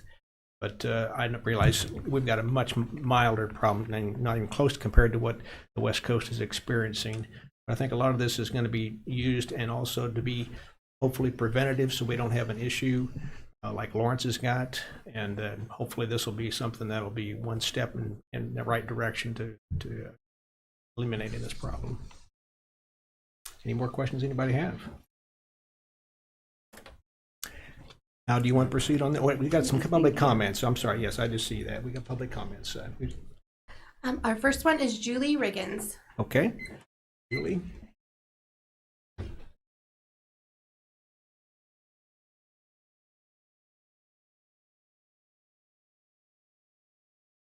Good morning, Commissioners. Good morning. I am very opposed, not of all of it, but of a lot of it. We are asking our unhoused to go where? We have nowhere for them to go. We do not have affordable housing in this city. We do not have low barrier housing in this city. And as someone who has come from a lived experience being homeless, this is not okay. Because my understanding from what I have read, and correct me if I'm wrong, if someone comes and they say, you gotta move, They've got 24 hours to gather all of their things and find somewhere else to go. Hope House, Fretza, they don't have a way to get someone into housing in 24 hours. Williamsburg has a small facility that's, I think, 5 rooms. Oxford House, they sway on how many people they have at each time. So there's no guarantee that in 24 hours, these people are going to find a place to live. So I am asking that, I understand we don't want people downtown. You know, we had one person, which we all likely know, that was camping downtown because there was no rules to say that they could not be there. She is now housed, but it took years for her to be housed. Not months, not weeks, years. A lot of it was because she was afraid that she was going to be put in osteotomy. She's now back on her medication and doing fabulous. And I'd also like to ask, what about people who are living in cars? We've got children living in cars. You can ask the superintendent of USD 290 how many children they have that are homeless.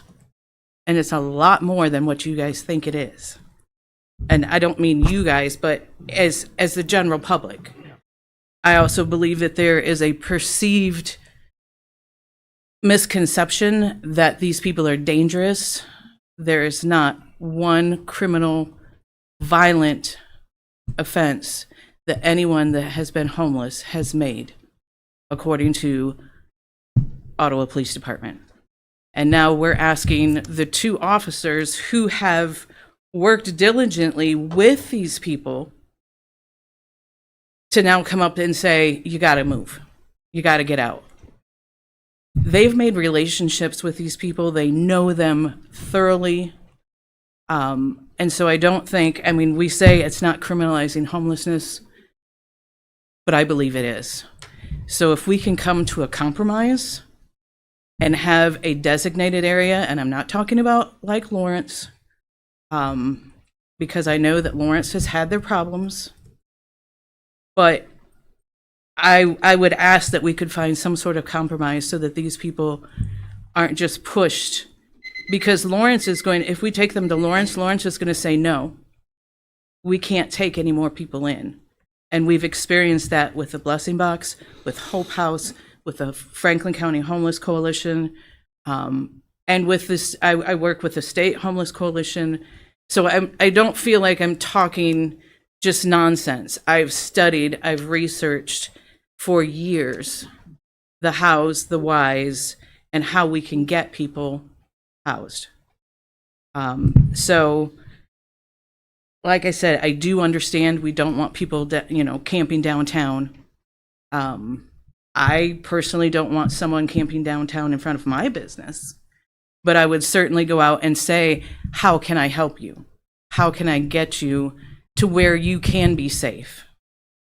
Whether it's, in the woods behind Forest Park, somewhere. So I don't have anything else to say. I just hope that you consider making some changes and adjustments to the current proposed ordinance. Yeah, Julie, just real quick question. Yes. You mentioned that 24 hours. Is there a time period you think would be acceptable? It depends on where it's at. If it's downtown in front of a business, yes, 24 hours is, I believe, acceptable. I know someone who has lots of things that it should not look the way it does right now. I fully understand that, and I fully agree with that. But how do we help him become a minimalist? How do we get it so because this is all of their stuff. I mean, we're talking, and even in the ordinance, we're talking about cooking utensils. They can't have a fire to cook anything. It's And I understand fire safety as well. Hope House has provided propane heaters, tents, sleeping bags. We've worked very hard, and I say we as a collective, between Hope House, the Blessing Box, the Homeless Coalition, to try to make sure these people don't die. And that's what it comes down to. So I don't have a specific for you. I understand. That's a hard question, probably. I guess it would really depend on how much stuff do they have? How can we help? And can we call Hope House or the Blessing Box or the Homeless Coalition to come in and help the police department remove or, pare down a lot of their things? Because when you're talking about taking all of their stuff, you're literally talking about taking all of their stuff, every single piece. And if they've got a driver's license, a social security card, birth certificate, anything like that, it could get lost. I want that. And then I do apologize. I have one other thing. We have several homeless that are actually employed. They just can't find affordable housing. I was in the same situation. I was working 4 jobs and could not afford housing until I got low barrier housing. So my concern for them is now they've lost their place to live or where they've been staying. How do they continue to even have a job? True. Julie, along the lines of the mayor's question, you certainly have a lot of experience and knowledge about what you're speaking about. Is there a way that you could email all of us and kind of get, and not, you don't have to go through all of the ordinance, but some of those things that you found, just unacceptable, and give us some sort of suggestions on what you might think, how we could compromise? Absolutely. Thank you. Because I think there is a compromise here somewhere. But I think that just going from 0 to 100 is just not beneficial for our community. I've raised 6 Black children in this community, and I felt safe here. We've went through the George Foreman, the Michael Brown, all living here, and I have had complete faith in our police department and the city to protect my children. Obviously, it was kind of about me because I'm the mom, but now I love these people. I work with them every single day. They come into my store, they get food, they charge their phone. I've never had to tell somebody they had to leave because they were acting crazy. So I know my 3 minutes is probably up. That's all right. Well, I just want to give you plenty of leeway. Our counselor has a comment, I think. Yes. I would just make a note for open meetings purposes. If Ms. Riggins emails you, it might be better if you just email the city manager, and we'll forward that to the commissioners in a way that they can't respond to all. And then if they want to have a conversation with you one-on-one, they can do that. All right. Very good. Thank you, Julie. Thank you. Appreciate that. We'll take it under advisement. Any other public comments on this topic? Yeah, we have one more, Brett Stanslow. Brett.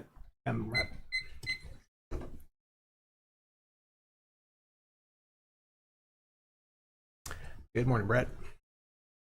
Morning, Mayor, Commissioners. Quick question before time starts. I hope this doesn't sound silly. I've never heard it come up. Can you cede your time to somebody else? Or is it just 3 per person and that's... Because I would have loved to give Julie just another minute. I'll let you finish your thought after 3 minutes, but go ahead. If we're here until 1 o'clock, no. Yeah, I don't blame you. Unless you brought some ramen noodles for us.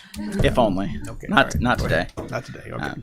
Okay, I'll try to be pretty brief. I do feel like at its core, I understand what some of the goals are with an ordinance like this. I understand that it's another tool that we hope to be able to use. But in this case, it feels like a hammer that was designed to hit a nail that is only a homeless person.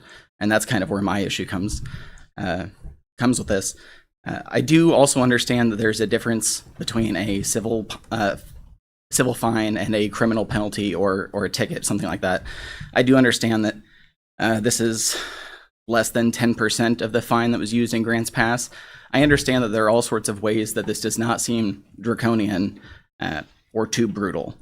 But still, I feel as presented, even though this is the first reading, I do feel that it's a little bit harsh, and I do feel like at its core, it will only be there to criminalize homelessness. These are not only some of our most marginalized citizens, but they are our neighbors. Maybe not in the conventional sense of their house next to your house, but they are our neighbors and our citizens. As Julie alluded to and as was suggested, I'll be happy to email in whatever fashion works best, because I do think there needs to be more discussion about this, not only about the 24-hour turnaround time, which I do think is a bit absurd, but my fear going forward is also that this puts our community policing unit officer Swab and Megan in an interesting position where some of the relationships that they've built and trust that they've secured with these citizens has a chance to be destroyed very quickly. I think looking forward, even if the ordinance passes as is stated, and even if we selectively enforce, and even if warnings are given, if all these things are done to be nice, if you will, you may see people who are experiencing homelessness who end up lashing out, who end up becoming the problem that you're afraid that they are currently being, even if they are not currently being a problem. Loitering is already a crime. You can already punish arson. I don't feel like this ordinance, as it's proposed, needs to pass at all. But I'll be happy to work with you as much as you're willing to work with me to try to find some sort of a middle ground if a middle ground needs to be found. Okay. Appreciate that. Yeah, I don't think any of us thought we were going to decide today on this anyway. So yes, please send an email to your city manager and he'll forward to us and we'll take a look at that, take it under advisement. Absolutely. Brett, thanks for your comment. Oh, question? Just kind of from your perspective, obviously as the chair president of the Coalition to End Homelessness. You got it. Just thinking about, everyday citizens in the city, one amenity that we have that is not available kind of ties to the homelessness issue is the restrooms at Legacy Square. And issues that happened there have caused that amenity now to not be open to the public. Sure. So kind of like you were talking, finding that middle ground, I think in that email, or if you have ideas right now, ways that we can keep those areas safe so there's not needles and contraband when a toddler runs in to use the restroom, but kind of mitigating those things, but also helping some of the others. So I think you have some ideas for that. I would love to hear those types of things because, like you said, it's kind of a double-edged sword that sometimes that it's affecting both sets of citizens. Oh, for sure. In a different way. No, I get what you mean. And not to cut you off, but especially with that area, with all the things that happened with the restrooms at Legacy Square, I understand something needed to be done. I'm definitely not saying that we should turn blind eyes to anything regarding a homeless citizen. But yeah, I think it'll end up being more back and forth than just an email. But I'll be happy to discuss as much as we can. Okay. Brett, thank you very much. Absolutely. Appreciate your input. Any other comments? That's it. Okay, we'll go on to item D. Migration to Tyler Technologies ERP Pro 10 and Municipal Justice Suite 10. Well, I don't know what all that is, but we're going to find out, I'll bet. Proposal for a migration of the city's financial management and municipal justice software to the upgraded platform to enhance functionality, streamline processes and reporting, and improve overall integration and financial management capabilities. Still don't know what I said. Director Landis, don't take offense to this. If you thought they've been here for 2 hours, you stand up, they leave. That's so mean of me. If you What in the thought world? building This codes isn't even a were budget enthralling- session. yeah, software. You'll be asleep after the software. Hey, they won't recognize you next week. It's your birthday. Thanks, Scott. Thank you. I earned that. I earned that from him because I did the same Good thing job, to him. Scott. Yes. Nice job. So everything you read is related to our current software platform that we use for both our financial package and our municipal justice package. So often we make adjustments and amendments to our existing software packages all the time, just based on needs. But we're bringing this to you because it is a larger sum of money, because it's a bigger change. It's an upgrade in platforms. So our recommendation is that you would allow us to move ahead with moving. from the current platform to the new. And you often hear it as referenced to as Encode 9. Tyler Technologies Encode 9, and that's what we often refer to it as, and or Encode 10. It's no longer actually called Encode any longer. It's called ERP Pro 10 and Municipal Justice 10 Suite. And so that's why it was brought to you with those two names. And our current platform has been in place for more than 12 years for financials, and I believe longer than 15 for court side, possibly. And within both of those systems, there's a variety of modules that we use, everything from our core financials to court services and customer relations and HR and payroll and utility billing and all of the cashiering pieces. So they're all combined within these two these two modules. The version 9 that we're currently on, well, I might say the version 10 or the newest platform, it is a different look and feel. It is a completely different platform. So this is called an upgrade.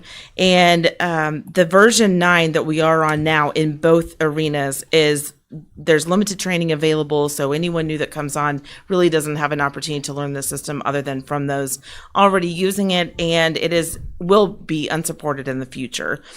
They don't know exactly when that's going to happen, but there's been a long running, probably at least 5 years that this upgraded platform has been available. So they're moving their customers over, and it's happened like a slow progression. And the reason for bringing it to you now is that we're actually on a timeline that it's going to take us at least 12 months to even get on their implementation calendar. It'll take an additional 6 months beyond that to implement or to integrate and upgrade the core financials piece, and then the justice piece comes after that. So that's another couple of 4 months, I believe, after that. So we're talking about an incredible time period here to even get to be able to move in that direction. There's a lot of things that can happen between now and then. We are moving in the direction of bringing our court system up to a cloud-based version from a current on-premise server. That is a necessity at this point. The server is out of date and needs to either be replaced or they need to be moved to the cloud version. By doing that, that actually brings them up and equal and level with all of our other software modules right now. So everything that we use across the city is cloud-based with the exception of court services right now or the municipal justice system. So that is something that we're working on here over the next couple of months. This will also give us a chance to do a business process review. So they will have people, a lot of the processes we have right now are based on just the way it's always been done. And we know that business has changed and processes should change over time. And we haven't necessarily done that in our software. And we would like to make sure that when we do have the opportunity to upgrade, we don't just move everything as it currently sits today over to a new software platform and just continue on. We want to take the advantage to update our chart of accounts and to have that opportunity to clean up what's already out there and to make sure that we're moving over the relevant information that needs to be there. The quotes are listed in here. However, I would say that those are really just approximate amounts for right now. I would envision that we'll amend some of those amounts. Some of them likely will even be lowered because as we do that business process review and as we talk to them, we know that there's a couple of modules in our existing system that we aren't using to its full benefit now, and we're working on other ways to be able to have better opportunities for, say, inventory control, asset management, licensing.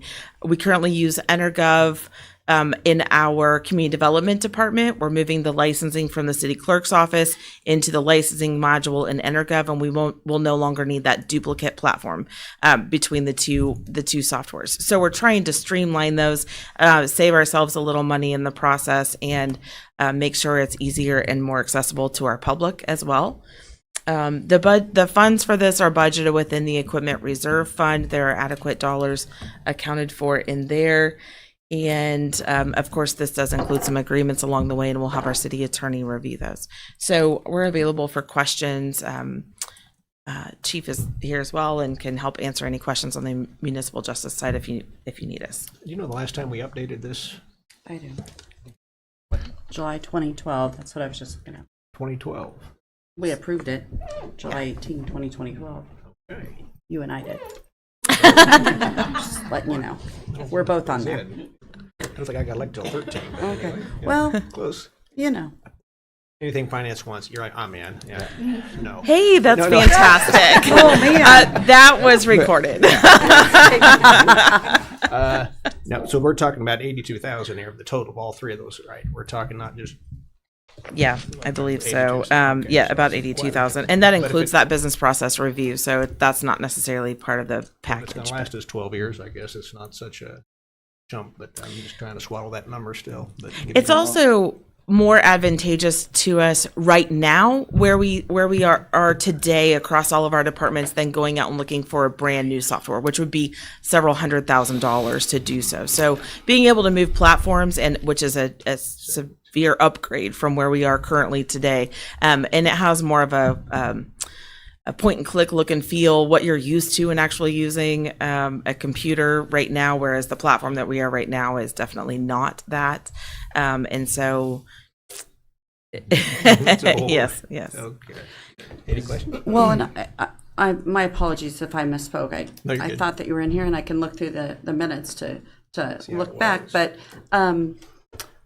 we spent $78,000 in 2012. So honestly, if you think about the reality of it is, and we had budgeted to spend $10,000 for just maintenance every single year. So in the first year, if it was 78 plus a 10 to maintain it, it's not actually, I mean, it's a lot of money, but if you think about Yeah. in 2012, 14 or 12 years ago, Yeah. In today's prices, it's definitely worth it to upgrade now versus. yeah, so 88 versus 107. I mean, So, yes, no, if you have other questions, really what we're asking for is your approval to allow us to move ahead with getting ourselves on the calendar and agreeing to those modules. Good information. Thank you for looking that up, Sarah. As long as you don't want a kiosk in your office, I think I can go along with this, but anyway. Is the move from the on-premise server to the cloud-based, that tying to this but separate? Is, because that's already happening regardless kind of this, correct? It is not directly related to this platform move.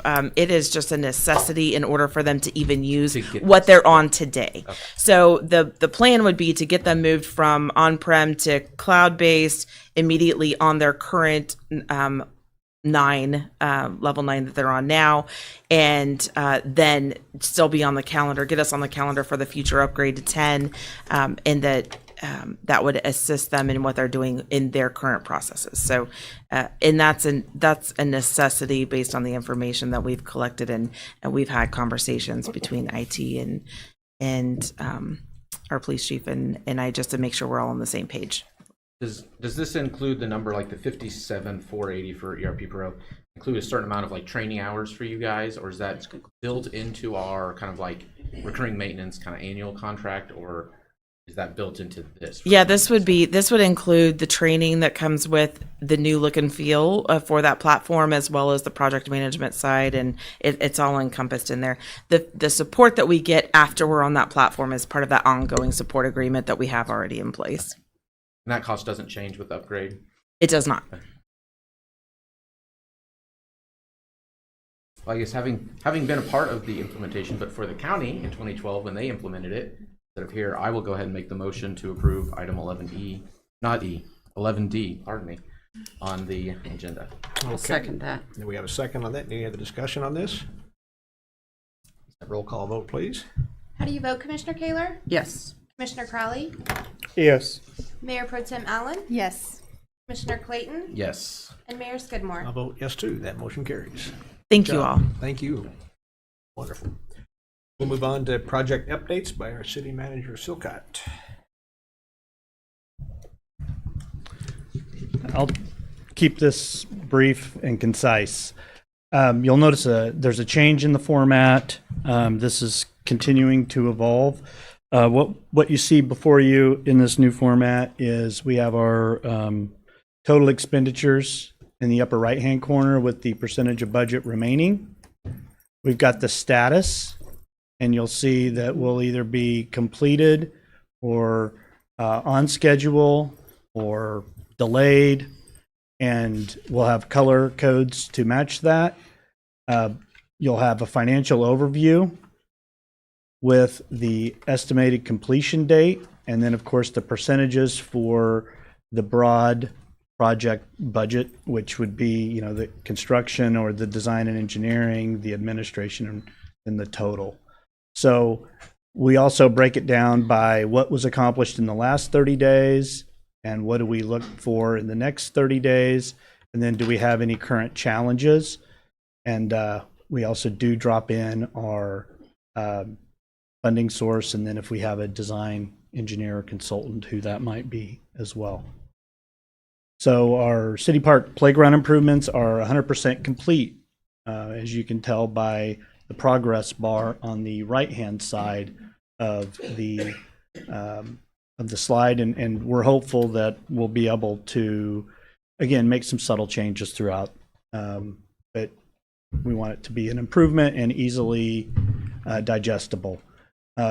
We have our Proximity Park water tower, which from a external standpoint is ready to go. We had a $3.969 million budget with about 1.7 and change remaining.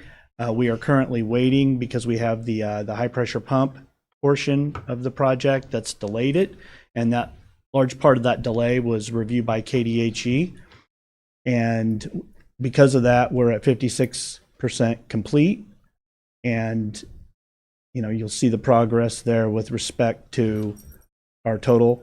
And then we're anticipating this being done in the first quarter of 2026.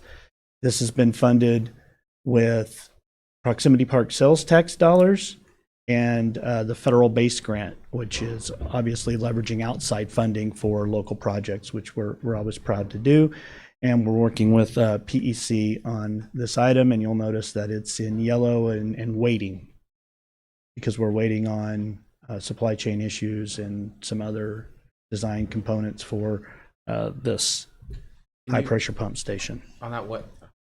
The HSPS, is that what you're referring Yes. to? Okay. Sorry. And you'll see it again with respect to our water facility improvements, which we have our water plant generator. Again, we're about 60% completed. This is using ARPA funds, additional outside dollars for this project. We have about 22,000 remaining in the project, with 212,000, just under 213,000 expended. And again, that's this high pressure pump situation. Our AMI electric meters, we got it at 53% just because we're waiting for their arrival in 2020, first quarter of 2024. And then obviously by the time we get everything installed and ready to go, that'll be about a year. So that's why we're targeting third quarter 2025 for full implementation with respect to having every house with a new AMI meter. The three-phase electric meter replacement is for commercial structures, and that's predominantly in our industrial and the commercial corridors throughout town. The water treatment plant evaluation, that's nearly complete, and we will be going through a final draft here in the next 2 weeks for that. So you'll be receiving an update on those findings. There won't be any action to take at this point. It's just a strategic document that we know we'll use for system capacity and capital improvement programming going forward. Our Pin Oak sanitary lift station, which was accelerated, we have it at 50% because it's underway. Now we're just waiting for the pump to be manufactured and constructed, and then at that time it'll be installed. And again, we're shooting for 2025 in the first quarter for that to occur. Our commission room update and renovation is about 43% complete. We're distributing the RFP, and with that RFP, we'll have that presented in at December 16th for your consideration. And then here's our completed projects to date, which has the Proximity Park gas line, which is again base grant outside dollars to serve our industrial base. Mulberry and Dundee Stormwater, we were 11.5 under budget. The taxiway reconstruction design, we were on budget for that, and that's now complete, and we're in the process of beginning the review for, we're about 95% for proceeding with the solicitation of bids. We have the Northeast Sewer Lift Station that's been completed, and then these items are also under budget with the power quality study that was about 8.5%. The water line replacement from 17th and Elm, which was about 24%. Our security improvements here were just under 5% under budget, and the fire department study was about 9% under budget. We did go over on the splash pad, but it was only slightly over, and it was a smaller dollar amount, so percentages obviously are very incremental on that. So are there any questions for myself or the team regarding capital projects at this point? Any questions? I like the new format. Looks good. Me too. Yeah. Thank you. Thank you, Brian. I'm sorry, go ahead. You have something else? No, I was just, I was got clicker happy. We're good. Go Fever. All right, good enough. We'll go on to comments by our commission staff. Commissioner Clayton, let's start with you. How about? I guess I didn't know, but now I will wish happy birthday to Director Landis. So thank you for that. So I will lead off so we can all do that. Just crazy that Thanksgiving is before our next meeting already. So just want to wish everyone a safe and happy Thanksgiving. And then get out on Shop Small Saturday, that Saturday after Black Friday, and come down for the Mayor's Christmas tree lighting and the parade on Saturday evening. Good. Commissioner Kaler. Well, I did have to stop Commissioner Clayton from singing, so you can thank me all later. Yeah. So thank you, Commissioner Clayton, for not singing. But yes, happy birthday. Yes.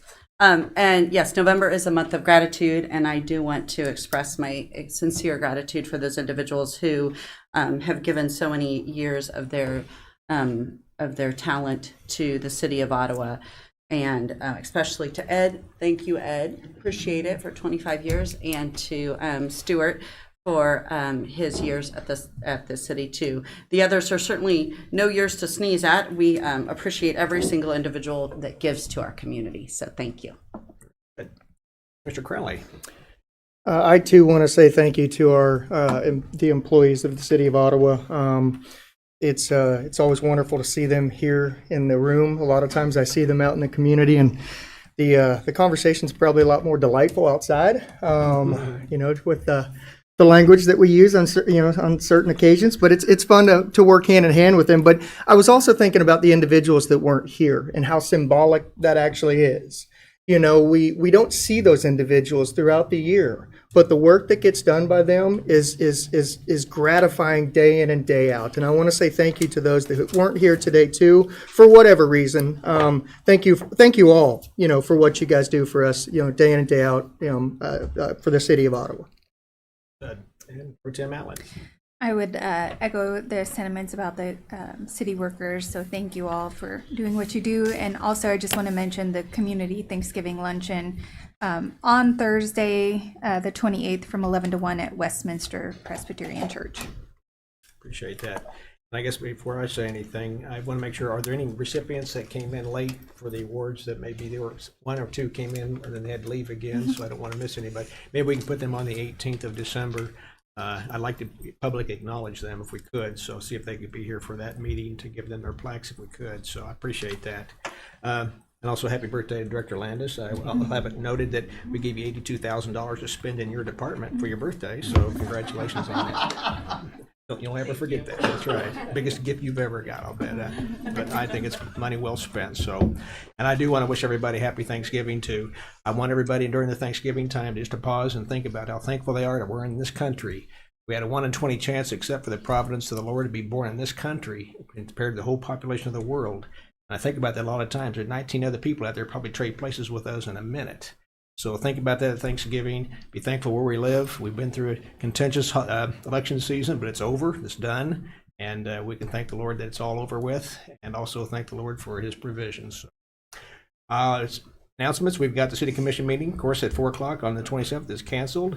Thanksgiving holiday, 28th and 29th, City Hall will be closed. Our next meeting will be December 4. Once again, thank you for all coming. This meeting is adjourned. Only 2 hours and 4 minutes. We should spectate on that.